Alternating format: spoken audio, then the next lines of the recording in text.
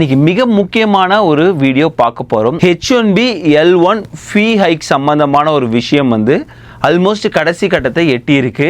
இன்னும் 2 படி தான். அதாவது இன்னும் ரெகுலேஷன் ரிவ்யூக்கு அனுப்பணும், ப்ளஸ் ஃபைனல் டிராஃப்ட் பப்ளிஷ் பண்ணணும். அவ்வளோதான் இந்த புது ஃபீஸ் அமலாக்கப்படும். ஸோ இதன் பிறகு H1B நீங்கள் புதுசாக பண்ணாலோ எக்ஸ்டென்ஷன் பண்ணாலோ அமெண்ட்மெண்ட் பண்ணாலோ L1ல எது பண்ணாலும் புதுசாக பண்ணாலும் எக்ஸ்டென்ஷன் பண்ணாலும் இந்த புது ஃபீ அமலாக்க போகிறாங்க. ஸோ அது என்ன புது ஃபீ, யாரெல்லாம் இம்பாக்ட் ஆக போகுது, அது யார் பே பண்ணணும், எம்ப்ளாயா, அது எவ்வளோ அப்படிங்கிறது பார்க்க போகிறோம். வாங்க வீடியோக்குள்ளே போகலாம். வணக்கம் நண்பர்களே, நான் உங்கள் பிரேம் பேசுகிறேன். புது ஃபீ இதன் பிறகு H1B பண்ணுறவங்களுக்கும் L1 பண்ணுறவங்களுக்கும், அதாவது இது எஃபெக்டிவ் டேட்டுக்கு பிறகு அப்ளை ஆக போகுது. ஸோ ரொம்ப முக்கியமான ஒரு விஷயம் என்னென்னா, சரியான நேரத்தில் நீங்கள் எக்ஸ்டென்ஷன் போடுறது மூலியமாக இதோட ஃபீயை நீங்கள் அவாய்ட் பண்ண முடியும். ஏன்னா இப்போலேருந்து இது என்ன ஸ்டேட்டஸில் இருக்குன்னு ஃபஸ்ட்டு போயிடலாம். இந்த ஸ்டேட்டஸ் பார்த்தீங்கன்னா OMB ஆர் OIRA ரிவ்யூ. பல வீடியோவில் சொல்லியிருக்கேன். ஒரு DHS இது இம்ப்ளிமெண்ட் பண்ண போது DHS தான், அவங்களுக்கு தான் USCIS வராங்க இல்லையா.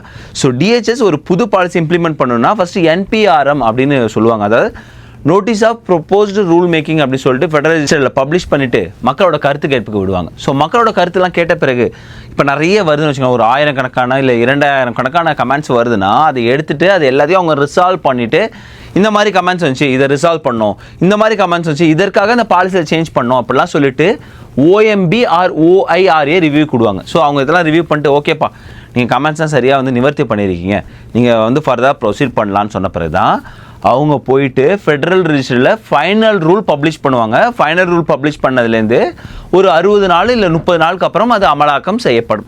DHS விசா புல்லட்டின் ரிலீஸ் பண்ணுறது தான் லேட் பண்ணுறாங்க. இந்த மாதிரி விஷயத்தெல்லாம் சரசரன்னு வேலை நடக்குது.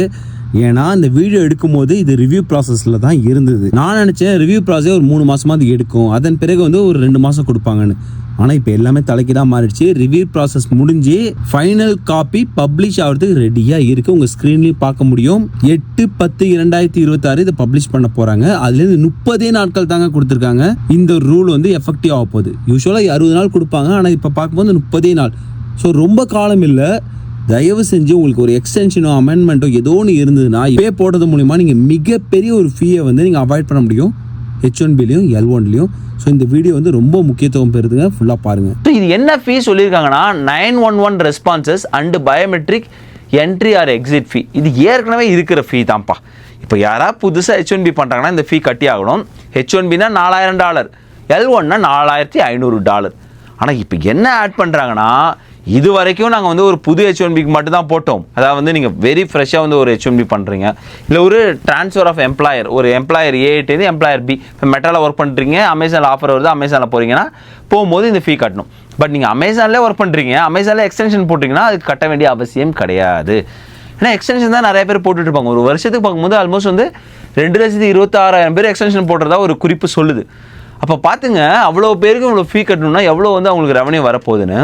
அது இன்னொரு விஷயம் சொல்லியிருக்காங்க. இந்த ஃபீ யாருக்கெல்லாம் அப்ளை ஆக போகுது, இது வரைக்கும் வெறும் புது ஆர் ட்ரான்ஸ்ஃபர் H1B தான் பண்ணிட்டு இருந்தோம். இப்போ எக்ஸ்டென்ஷனுக்கும் பண்ண போகிறோம், ஆர் அமெண்ட்மெண்ட்டுக்கும் பண்ண போகிறோம், L1லையும் அதே தான் எக்ஸ்டென்ஷனுக்கும் பண்ண போகிறோம் அப்படின்னு சொல்லியிருக்காங்க. ப்ளஸ் இது எல்லா எம்ப்ளாயருக்கும் இல்லை, எந்தெந்த எம்ப்ளாயர்லாம் அவங்க வேலை பார்க்குற எம்ப்ளாயீஸில் 50% பேருக்கு மேலே H1B L1ல இருக்காங்களோ அவங்களுக்கு மட்டும்தான். இப்போ ஏதோ ஒரு கம்பெனியில் ஒரு 100 பேர் வேலை பார்க்குறாங்கன்னா 51 பேர் இந்த H1Bல இருந்தாங்கன்னா, இப்போ நீங்கள் அங்கே பண்ணும்போது இந்த 51 பேர் பண்ணும்போதும் எக்ஸ்டென்ஷன் $4000 கட்டணும். அதுவே வெறும் 49 பேர் தான் இருக்காங்கன்னா பிரச்சனை கிடையாது. ஸோ இது பெருசாக இம்பாக்ட் ஆக போகிறது நமக்கு க்ளீனாக தெரியுது. இந்தியன் கன்சல்டன்சி கம்பெனிஸ் ஆபியஸாக அங்கெல்லாம் பார்க்கும்போது ரேஷியோ எங்கேயோ இருப்பாங்க வீசாவில் உள்ளவங்க. ஒரு எடுத்துக்காட்டு TCS, Infosys, Wiproலாம் ஆபியஸாக வீசாவில் உள்ளவங்க தான் நிறைய பேர் இருப்பாங்க. Compared to the USA citizen or green card ஒரு சிக்னிஃபிகண்ட் அமௌண்ட் தான் இருப்பாங்க. ஸோ 50%ங்கிறது ஈஸியாக ரீச் ஆகிடும் டார்கெட் ஏன்னா இதெல்லாம் அவங்களுக்கு கண்டிப்பாக தெரியும். பிகாஸ் USCIS தான் எல்லாத்தையும் ப்ராசஸ் பண்ணுறாங்க.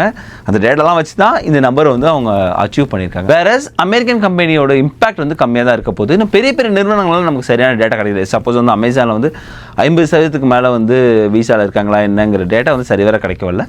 அப்படி பார்க்கும்போது அமெரிக்கன் கம்பெனிஸ்க்கான இம்பாக்ட் கம்மியாக இருக்குது. வேறஸ் இந்தியன் கம்பெனிஸ்க்கான இம்பாக்ட் அதிகமாக இருக்குது. ஏன்னா $4000 தானேப்பா, இது என்ன அதிகம் எம்ப்ளாயரால் பண்ணிக்க முடியும் அப்படின்னு நீங்கள் நினச்சிங்கன்னா, ஒரு கம்பெனியில் வெறும் ஒரு 250 பேர் ஒரு வருஷத்துக்கு எக்ஸ்டென்ஷன் போட்டாங்கன்னு வச்சிங்களேன். வெறும் 250 பேர் போட்டாலே $1 மில்லியன் ஒரு வருஷத்துக்கு எக்ஸ்ட்ரா செலவு பண்ணும். ஆபியஸாக இந்தியன் கன்சல்டன்சி கம்பெனியில் ஒவ்வொரு வருஷத்துக்கான எக்ஸ்டென்ஷன் அதிகமாக தான் இருக்கும். கண்டிப்பாக 250 நான் ரொம்ப கம்மியாக தான் வச்சு சொல்கிறேன். 500 இருக்கலாம், 1000 இருக்கலாம்.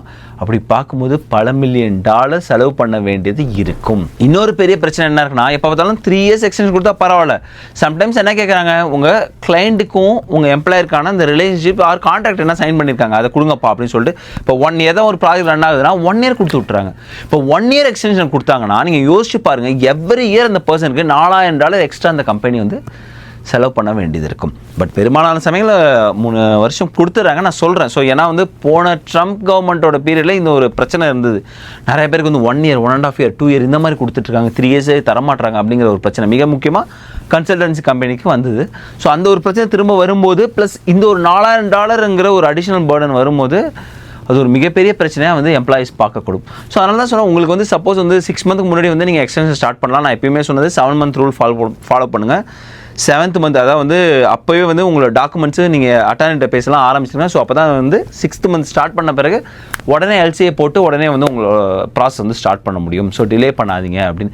சில நேரத்தில் மக்கள் என்ன நினச்சாங்க, ப்ரீமியம் பண்ணுவோம், நம்ம லாஸ்ட் நேரத்தில் பண்ணுவோன்னு வெயிட் பண்ணுறாங்க. இப்போலாம் பார்த்தீங்கன்னா ப்ரீமியமே வந்து 15 பிஸ்னஸ் டேஸ்க்குள்ளே அவங்க முடிக்க மாட்டுறாங்க, பெரிய டைம் எடுக்கிறாங்க. சப்போஸ் வந்து அதுக்கு மேலே ஆயிடுச்சுன்னா அவங்க ரீஃபண்ட் பண்ணுவாங்க அமௌண்ட், அது பிரச்சனை கிடையாது. பட் டைம் தான் நமக்கு முக்கியமான ஒரு விஷயமா இருக்கு இல்லையா? ஸோ அதனால் இந்த ஃபீயும் வரப்போகுது. ஸோ டைமும் வந்து எங்கே பார்த்தாலும் ப்ராசஸிங் டைம் அதிகமாக இருக்குது.